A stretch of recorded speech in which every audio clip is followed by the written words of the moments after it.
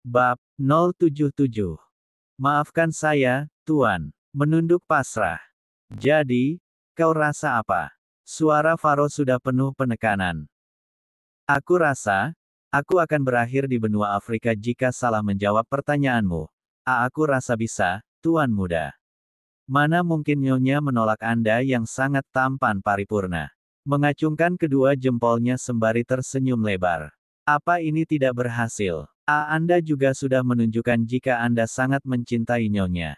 Kau. Faro menggantung kalimatnya, membuat Ken menelan salivanya. Semoga jawaban yang aku berikan bisa menyelamatkanku, jika tidak aku harus mulai menyiapkan semua kebutuhanku untuk berlibur di benua Afrika. Kau benar sekali, Ken. Seharusnya dia tahu jika aku sangat menyesal, aku juga sangat mencintainya. Hah, Ken mengelus dadanya. Aku sangat mencintainya. Aku ingin membelai rambutnya dan mencubit pipinya. Faro berbalik badan, memeluk bantal guling sembari menghentak-hentakan kaki di atas kasur. Terserah kau saja, Tuan. Apapun yang akan kau dan Nyonya lakukan, aku sungguh tidak peduli. Tubuh Ken merayap turun. Dia nyaris meletakkan kepalanya di atas bantal sampai namanya dipanggil lagi untuk yang kedua kalinya. Sekarang apa lagi, Tuan Muda? Tanya Ken dengan mata 5 wattnya. Apa menurutmu Wina itu cantik? Aku yakin dia adalah wanita paling cantik di muka bumi ini. Lihat saja, hidungnya kecil, pipinya cubi, matanya bening. Gemasnya. Aku harus jawab apa Tuhan? Aku yakin jawaban apapun yang akan aku katakan, tetap salah diterima oleh otaknya yang hanya segaris itu, batin Ken. Faro memutar tubuhnya dan menatap Ken lagi. Seperti biasanya dengan tatapan tajam disertai ancaman. Seolah sorot matanya itu menyimpan kata, benua Afrika. Glek, Nyonya memang sangat cantik, Tuan Muda. Hal itu tidak perlu diragukan lagi.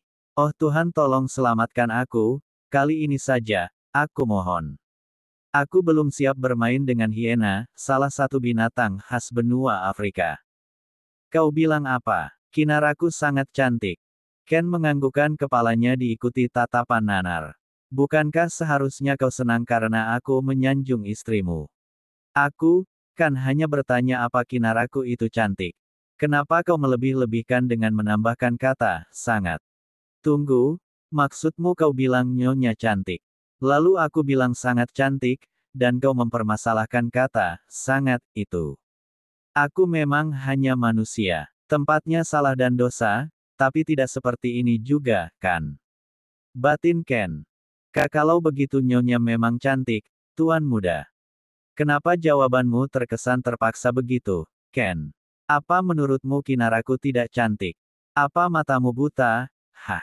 Kau mau aku menusuk kedua bola matamu, lalu menariknya keluar. Faro menodongkan kedua jarinya di wajah Ken. Spontan Ken langsung meraba permukaan matanya.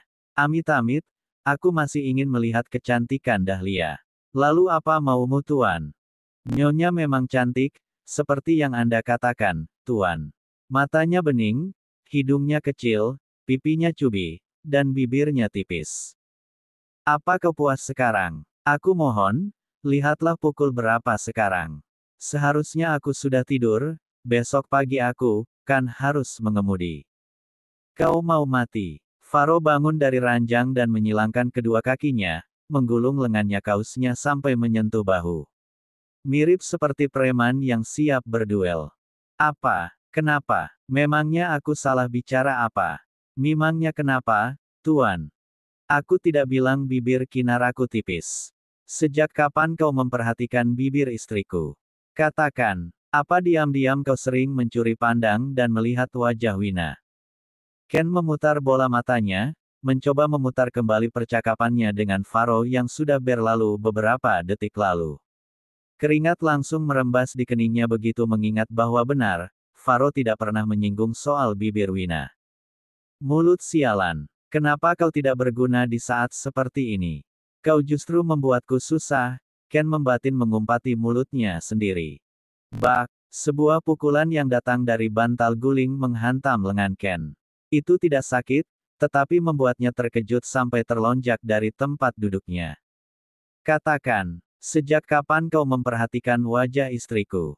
Aku tidak. Ken mengibaskan tangannya. Aku tidak sengaja mengatakannya, Tuan Muda. Sungguh, tolong maafkan aku, Tuan.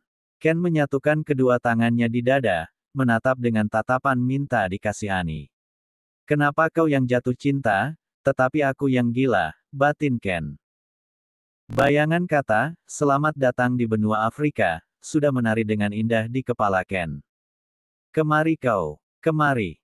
Dan malam masih panjang untuk dua orang bodoh itu. Malam yang seharusnya dijadikan waktu untuk istirahat, tetapi mereka justru bertengkar seperti anak kecil. Yang satu seorang tuan muda yang baru merasakan indahnya jatuh cinta dan yang satu lagi seorang asisten pribadi yang teraniaya karena tingkah bosnya. Bukankah mereka terdengar saling melengkapi satu sama lain? Faro terbangun ketika gigitan nyamuk berhasil mengusik tidurnya. Dia menggeliat, membuka matanya perlahan, memutar kepala dan mendapati Ken yang masih terlelap dalam tidurnya. Setelah menguap beberapa kali, tangannya meraba sekitar kasur untuk mencari benda tipis persegi panjang. Ah, baru jam 3 pagi, gumamanya sembari menyandarkan tubuh di kepala ranjang. Ditatapnya lekat wallpaper handphone, perlahan dia mendekatkan handphone itu ke bibirnya dan mendaratkan sebuah ciuman mesra di permukaan benda persegi panjang itu. Selamat pagi, Kinaraku, lirihnya sembari mengusap permukaan handphone. Aku yakin suatu saat nanti, aku bisa mencium bibirmu secara langsung. Setelah terbangun pagi tadi, matanya enggan terpejam lagi. Faro memutuskan untuk mengecek beberapa pekerjaan di laptopnya. Tak terasa waktu sudah menunjukkan pukul 3:30 pagi. Faro segera mematikan laptop, turun dari ranjang, dan menggeliat beberapa kali sebelum membuka pintu kamar. Ketika keluar dari dalam kamar dan berjalan ke arah kamar mandi, suara gemerisik air sudah menyambutnya. Faro mengerutkan keningnya. Siapa? Iya, bukankah semalam ibu bilang mau libur jualan, gumamnya. Semalam Mirna bercerita, setiap hari Minggu dia libur jualan. Mirna lebih senang menggunakan akhir pekan itu untuk berkebun dan lebih banyak menghabiskan waktu dengan Dahlia. Lagi pula sejak tadi dapur juga terasa sangat sepi. Seperti tidak ada aktivitas. Pintu kamar mandi tertutup rapat. Dia tidak berani untuk mengetuk, takut jika yang di dalam adalah adik ipar atau bahkan mertuanya. Faro lebih memilih menunggu, berdiri sembari menyandarkan tubuhnya di tembok. Klak, pintu kamar mandi terbuka. Wina keluar dari dalam kamar mandi dengan wajah basah. Faro membulatkan matanya, baru bangun tidur saja mantan istrinya terlihat begitu cantik. Terlebih lagi dengan kondisi wajahnya yang setengah basah. Faro sampai menelan salivanya untuk mengendalikan pikiran liarnya. Kenapa kau ada di sini? Tanya Wina begitu keduanya saling berhadapan. Wina belum terbiasa melihat Faro di rumahnya. Aku hanya ingin cuci muka. Faro mencari alasan sekenanya. Cuci muka. Sepagi ini. Faro mengangguk. Biasanya kau tidak pernah bangun sepagi ini, kan? Ayolah, Faro. Jangan menjadi laki-laki pengecut, tidak masalah. Jujur saja, batin Faro menyemangati dirinya sendiri.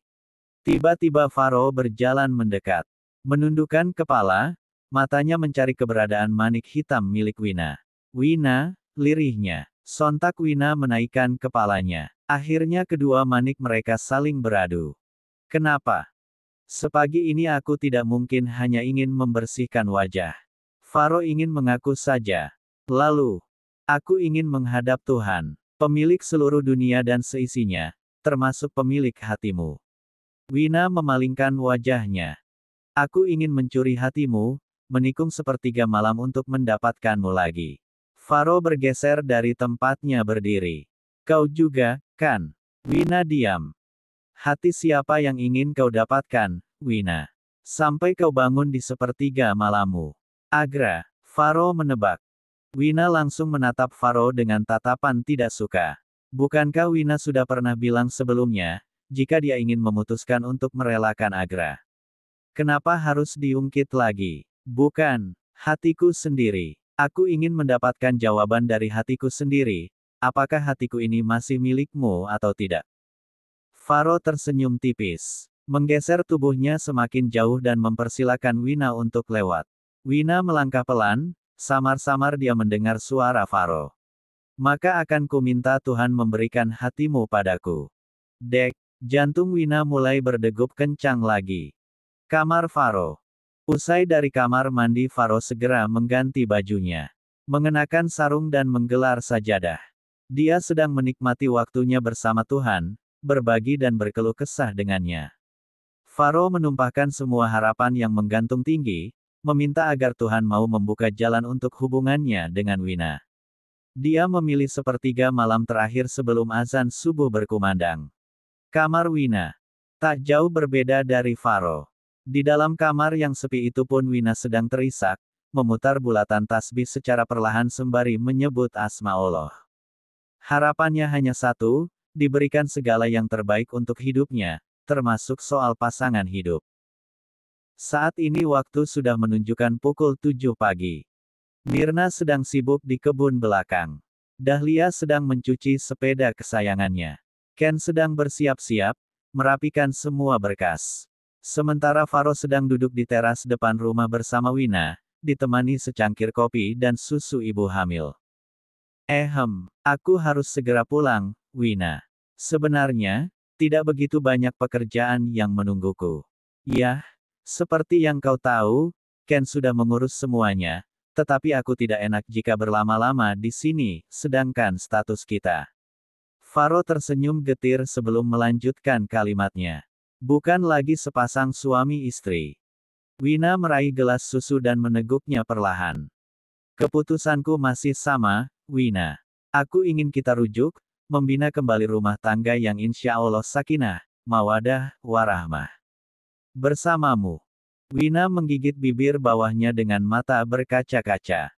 Jadi, maukah kau pulang bersamaku? Ke rumah kita, sebagai istriku, ibu dari anak-anakku. Faro menoleh, menatap Wina dengan tatapan sedih. Segala harapan, duka, lara dan perjuangan tergambar jelas di sana. Sepersekian menit keduanya hanya saling pandang, lalu perlahan Wina menggelengkan kepalanya pelan. Meski pelan, Faro sudah tahu apa arti dari gerakan kepala itu. Faro menarik napas dalam dan mempersiapkan hatinya untuk menerima apapun keputusan Wina. Maafkan aku, Faro. Meski aku sudah meminta petunjuk kepada Tuhan, aku tetap tidak menemukan jawabannya. Aku tidak bisa kembali denganmu. Maafkan aku. Wina terisak, kedua tangannya mengepal dan bergetar di atas pangkuannya. Faro memalingkan wajahnya, nampak mengusap air mata yang nyaris keluar dari pelupuk matanya. Baiklah, tersenyum tipis. Aku terima keputusanmu. Semoga ini yang terbaik untuk kita berdua. Aku akan sering menghubungimu dan aku yang akan memenuhi semua kebutuhanmu. Apa kau akan sering berkunjung ke sini? Sepertinya aku akan di kampung sampai melahirkan. Faro menggeleng sembari tersenyum. Aku tidak bisa sering-sering mengunjungimu, mungkin beberapa waktu ke depan aku akan sangat sibuk, ucap Faro. Karena beberapa hari lagi, aku harus segera pergi ke Jerman. Mungkin aku akan sangat merindukanmu nanti, batin Faro. Kau harus jaga dirimu. Jaga pola makan yang sehat dan jangan lupa istirahat. Oke. Faro mengacungkan jempolnya diikuti senyum lebar, dia berusaha menguatkan dirinya di depan Wina. Sungguh aktor yang hebat. Faro lalu bangun dari kursi. Ken sudah menyambutnya di depan pintu dengan pakaian rapi. Sudah siap, Tuan Muda? Sudah, Ken. Faro langsung berpamitan dengan Mirna. Meraih tangan dan mencium punggung tangan mertuanya. Titip Wina ya, Bu. Maafkan aku yang tidak bisa menjadi suami yang baik untuk putri ibu. Aku juga minta maaf belum bisa membahagiakan ibu dan Dahlia. Semoga kalian selalu sehat dan selalu dalam lindungan Tuhan. Mirna membelai puncak kepala Faro yang sedang membungkuk mencium tangannya. Semoga kau menemukan kebahagiaan yang sejati, nak. Percayalah, rahasia jodoh hanya diketahui oleh Tuhan. Faro menatap wajah Mirna, Dahlia, dan Wina secara bergantian sebelum memutar tubuhnya. Dia melambaikan tangan dan segera menghilang di balik pintu mobil. Di dalam mobil. Ken. Iya, Tuan Muda. Percepat penerbanganku ke Jerman. Baik, Tuan. Seperti yang aku katakan tadi. Sebelum kita pulang, belokkan mobil ke pemakaman. Aku ingin minta maaf pada Bapak. Ken mengangguk. Sepersekian menit mobil sudah berbelok ke sebuah pemakaman desa di mana ayah Wina dikebumikan. Faro berjalan dengan perasaan hancur, menyeret langkah kakinya. Begitu sampai dia langsung membelai nisan ayah Wina, menangis meminta maaf di atas pusara yang tidak lagi basah. Pak, saya benar-benar minta maaf. Saya telah lalai menjaga putri Bapak.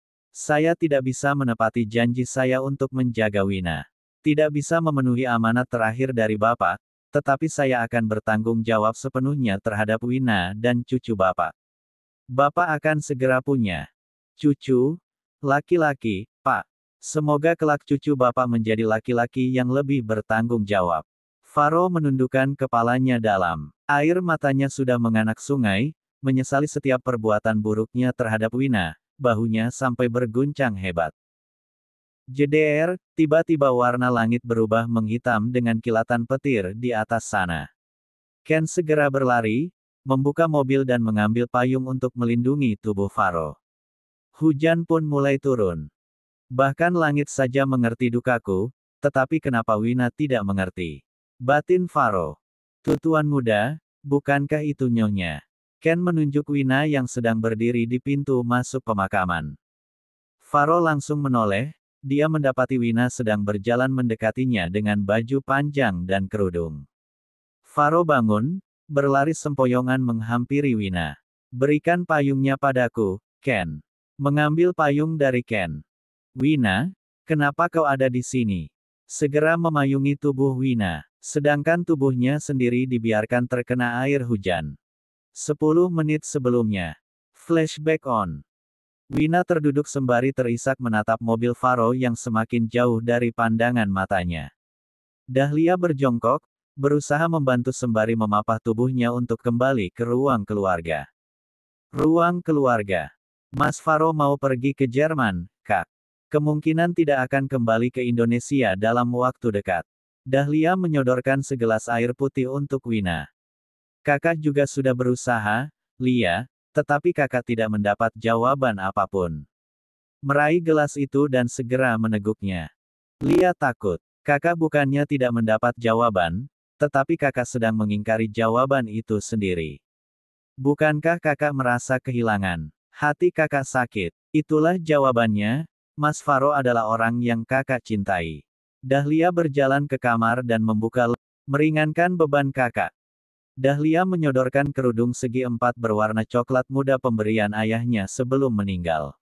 Wina menerima kerudung itu dengan tangan gemetar, seketika air mata jatuh di atas permukaan kerudung.